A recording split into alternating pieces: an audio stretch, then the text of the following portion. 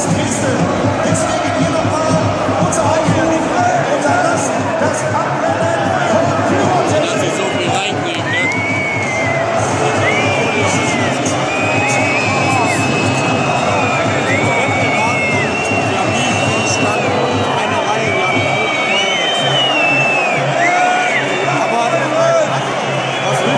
Der lässt da richtig geil aus, aber das scheiß schwarze Zeug jetzt, ne? Hast du das damals gegen Köln, das gegen Bayern so in St. Pauli, Ja. der letzte Spieltag war das, als sie auch die schwarze Scheibe gehört. Da sind die auch aufs Spielfeld gegangen und die normalen Fans haben irgendwann die Schuhe zugemacht und gesagt, hey, Polizei, hier wird das Das andere sah geil aus, aber das jetzt, das ist scheiße.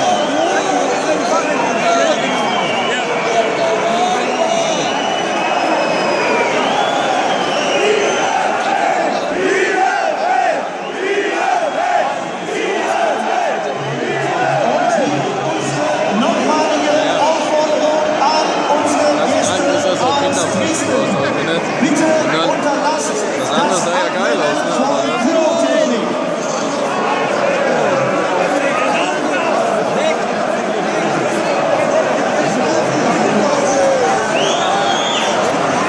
Ich sag immer so, solange das nicht legal ist, das ist halt scheiße, weil wie der eben schon gesagt hat, der Verein Recht dafür, Recht dafür, Recht dafür.